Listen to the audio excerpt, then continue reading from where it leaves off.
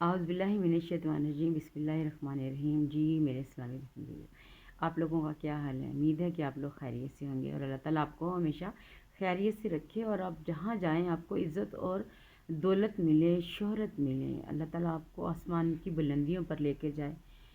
अल्लाह ताला बेहतर जानता है। यकीन माने ज़िंदगी में इतने वाक़ियात मैंने देखे हैं कि एकदम बस एक जग लगता है और ज़मीन से आसमान पे पहुंच जाते। ये फ़िल्मी कहानियाँ नहीं हैं, ये देख मतलब झूठी बातें नहीं हैं, ये सच्ची बातें हैं। मैंने बहुत सारे लोग देखे हैं जो एकदम से अल्लाह ताला उन पे इनायत करता है और वो ज़मीन से आसमान पर चले जाते हैं। ये अल्लाह जानता है कि उसने कब किसको किस तरह पहुँचाना है।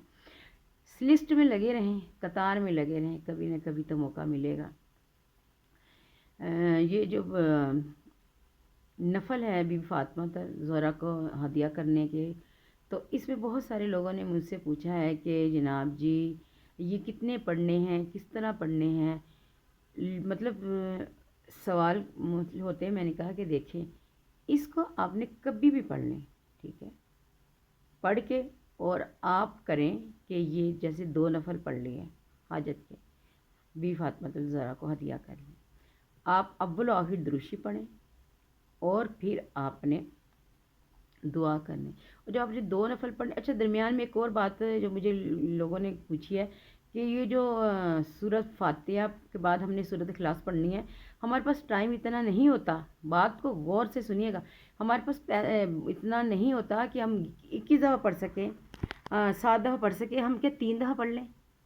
यार एक बात सुने, जब अल्लाह ने हमारी इतनी बड़ी मुश्किल हल करनी, जिसके लिए हमने वसीला बनाना है, इसको हमने अल्लाह की बारगाह में रो के गिड़गिड़ा के दुआ मांगने कि हमारे या बारी ताला हमारा ये काम हो जाए। जब हमारे पास इतना टाइम नहीं है कि हम सूरत इखलास 21 दफ़ा पढ़ सकें, तो फिर सोचें अगले के पास टाइम होगा हमारी हाजत पूरी करने के लिए?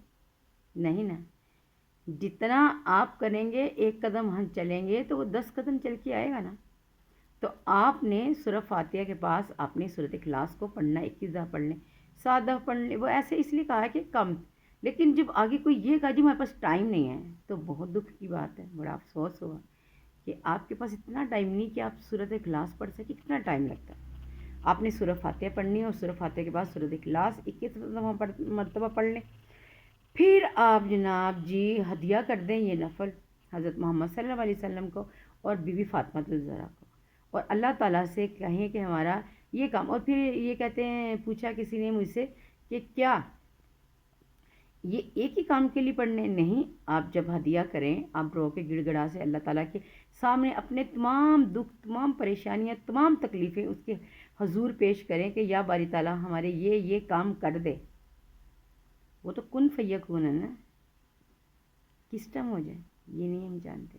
अल्लाह ताला बेहतर करेगा। दुआओं में याद रखें, आपने नफल पढ़ने हैं और दुआ करनी है, अल्लाह ताला से रो के गिड़गिड़ा के आपने हदिया करना है इन नफल को बीबी फातिमा ज़हरा को। आप देखिएगा कि इस तरह से आपके काम बिगड़े हुए बन जाएंगे।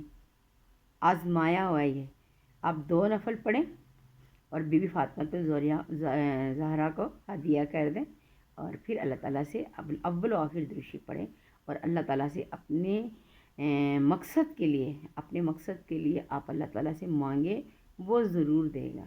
बेशक अल्लाह बहुत रहीम और बहुत करीम है।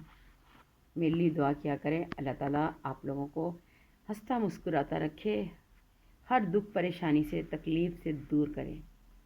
और मेरे लिए भी दुआ किया करें कि या अल्लाह मेरे चैनल को अल्लाह ताला कामयाब कर दे, ताकि मैं जिस मकसद के लिए बनाया है वो मकसद मैं हासिल कर सकूं। दुआ में याद रखिएगा। अल्लाह हाफिज़।